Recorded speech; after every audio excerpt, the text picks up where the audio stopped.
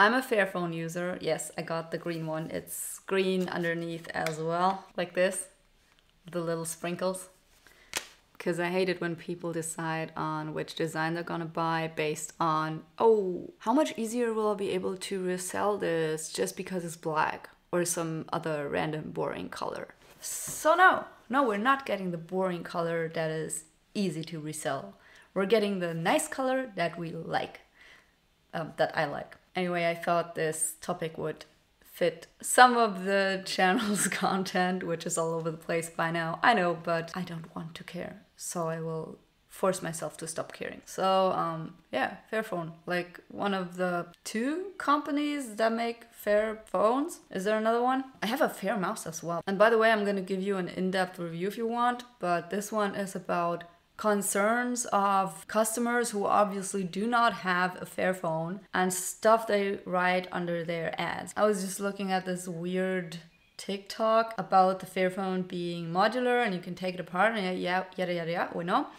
Oh, shit, I hate this song. And then while I was writing that I love my Fairphone and the only thing that I pretty much would like better on it is if it had more design choices. I also forget that I don't like that it doesn't have a headphone jack, but since I have not needed one, even a single time since I bought this, I'm gonna shut up. In the beginning, I was like, yeah, this is an absolute no-go, and why doesn't it have a second SIM slot? And so I have to get a stupid eSIM, which took me like 5 minutes in the phone store. What a chore. And oh, it's so unsafe and whatever. As if any of these commenters actually have an expertise on that and can even judge. And so I said, I just wish there was less bloatware from Google on it. And if you install another system, use a different bootloader, then you will have some issue with your credit card payments or some other authentication stuff. Gonna ask my husband what that was, but he has the Fairphone 3, I have the 4, and he's got some other system and he says it's causing trouble. Because I'm a very basic user, I just use the phone to call people. I don't buy shit on that. I don't film elaborate vlogs on it. I don't use it as something it's not supposed to be, you know. A very, very small computer with limited abilities to snap a photo of the product I want to look up later, or for having it out to film an accident or somebody trying to harass you. I have never seen phone cameras as anything other than that. For me, a real camera is somewhat heavier. You will not bring me to see phone cameras as a thing to shoot good video. I will always just take out my camera. And so it's baffling to me when I see these standard complaints of people who don't even use the product, know nothing about the product, but just looked up some specs once and then hate on it. Like, if you want to hate on a Fairphone, hate on the fact that it doesn't have a mic jack and it has Google bloatware on it. Those 2 things I understand. Everything else is just like, I don't want to pay more money for fair work. The point is that it's fair made. So, see what they're writing. The doctor of poop says, it breaks like Legos. You know how often I dropped this thing? I didn't even have the bumper on it. I have had some other shitty case which broke all the time and big pieces chipping off and nothing happened to the phone. It was perfect. The only thing is like it makes this sound when I shake it. Oh, it doesn't make the sound anymore.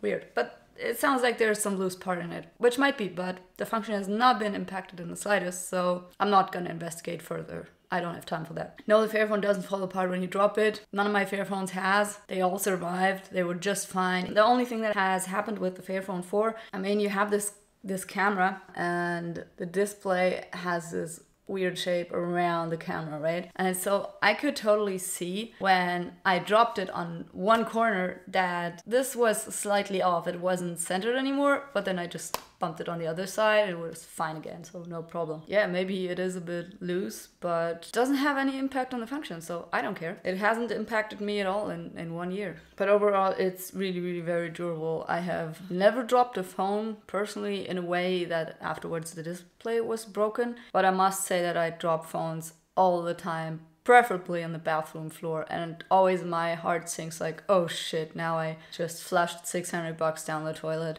especially with this one because it was much more expensive. But to my surprise, it didn't die.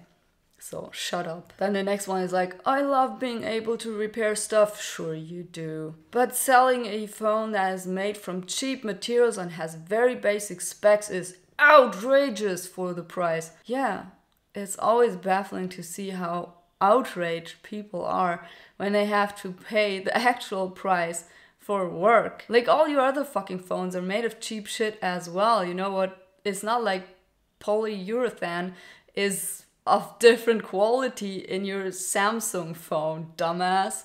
Like, what do you think it's made of? What do you think the display is made of? Oh, they're using the better LEDs for that. Sure they do. Like, no issues with the display, by the way. I mean, there are better and worse displays, but this myth that, I don't know, Apple gets the superior stuff and like Fairphone gets the bottom of the barrel. Where's this shit coming from? Do you have any insight in the industry? You have worked in a factory, you've seen it yourself? I haven't, so I'm not gonna make these claims. I'm just gonna say what I see, which is I've never had a bad display in N=2 Fairphones. So I have more insight than you already because you have 0. The next one is like poor water resistant. Poor English, dude, but yeah. No, it's not water resistant. Have I dropped it in the water? Yeah, actually, I have dropped it heads on in the toilet of my skating rink and it survived. Because it's modular, I could just open it, get the battery out ASAP, and then I could just dry it off. And because it's modular, you can just open it, take it apart, clean out the liquid that has come inside. It was super easy. I didn't even have to do that because there wasn't much liquid in it because it's so poor water resistant. And that was the Fairphone 3. So it landed in the toilet like that. Like my mom killed her phone. No, not even like that. With the one with the mic jack and the one, you know, the Fairphone 3. And it landed with these ports down. In the toilet. TMI, I'm sorry. So I would say it doesn't have to be waterproof in the first place. It's a phone. You're not supposed to use it underwater. You're not supposed to drop it in the toilet. And you're not supposed to have it in your jacket while there is a huge downpour. Oh, and also, by the way, I had the Fairphone 3 on me while I was doing the Fjällräven Classic, which is a 110 kilometers hike in the north of Sweden. And it was pouring for, I don't know, 8 to 10 hours straight that one day. And guess what? My Fairphone didn't die. Boy, crazy. I mean, as it is so cheap and not waterproof and shit, you know, like, I don't know, I have so much luck with my phone purchases lately, like, just insane. This one is good. It looks very fair, but the price doesn't seem to. Well, it's fair to the workers, I hope. This one's also good. Like, class 1 whataboutism. Not that something, but... Okay, what is that sentence? In many phones, not that something, but in many phones, you can replace the screen only with a screwdriver. The only difference is that you don't know how to form a sentence. The only difference is that the back panel is glued to the Okay, I don't know what the is, but dude, glue has no place in a phone or a mattress. If it's in any of these two things, or your face, or you know, you're between your two hands, you're in trouble. Here's an Apple user. When will we see a flagship Fairphone? Never. It's not supposed to be cool.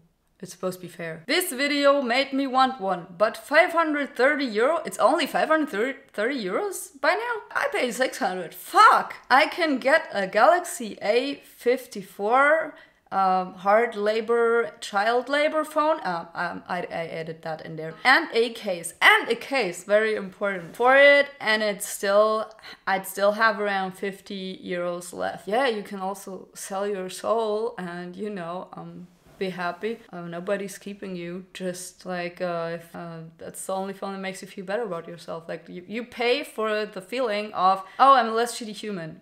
Might not be true, you know. In a way, you might still do a lot of damage, but I feel like, let's say, like my reason for why I bought this phone, to be totally honest, was that I thought, okay, I pay 400 or 300 bucks for a phone. I can do that and have a phone that is a little bit better. It has a better camera. Even though I never use it. I wouldn't use it if it was the most awesome camera because I would always prefer the haptics, just the look and feel of my real camera. The way to use it is different from a phone. I would never really use a camera even if it was good. And it's not even that shitty. Like in good lighting, this camera is actually brilliant. So my reason to buy this phone in the first place was never about the hardware. It was always about the labor. And I was always like thinking, if I can buy something that is better made, like if I have the means, then I must. It just feels like a duty. It's the same with kids' toys. Like just thinking about buying my kid toys that another kid has manufactured just breaks my heart. I can't do that. So yeah, I buy the hipster wooden toys and I buy the expensive stuff for my kid, and then other parents are like, oh, you wanted these Montessori moms, and did you know Montessori was friends with the Duce? And I'm like, dude, I don't care, I just want the nice crap for my kid, and I don't want any child labor involved in it if possible. Like, I really don't get it. Someone's writing, bro, you don't get it in comments right now, right? This one's a good too. Add 500% battery life, then you will be lived. Dude, what? Actually, the battery life on this is pretty good. It lives for a whole day. And I have to say that my old phone from HTC or Samsung or something, it would stay alive for 3 days in a row. But I was also using a cyanogen mod on this one. So I didn't have the normal operating system. Under that, it would be drained pretty fast. But with the Fairphone, I believe if you use a different operating system with fewer apps that phone home all the time, maybe you could, get a few more % in battery life. But in general, dude, I am watching YouTube videos or listen to podcasts nonstop on this thing. Because while I am editing my own videos, which is very boring and it involves a lot of non-automatable gap removal shit, which is boring as fuck. While I'm doing that, I'm listening to stuff on my phone. And since I don't have a YouTube Pro subscription, the display's running all the time. And it still lives for 8 hours plus. If you don't do that, if you use your phone as you're supposed to do, which is like not an ADHD inducing stimulant, maybe it will live for 3 days too, Maybe just think about your phone use habits for one, and not blame it on the manufacturer for not making more devices that last even longer to support your time wasteful behavior. Because it's like with people who complain, oh, I don't have enough space in my apartment is so tiny, and then you look at the apartment, it's like a typical American apartment, it's super huge compared to mine, and they have 100 square meters of space. It's all cramped with shit, and they're like, oh, I don't have enough space. No, you have too much stuff. Like, what are you doing on your phone? Like, my phone never runs out of battery. Like, what is the meme from the IT department? It works on my machine. That's it.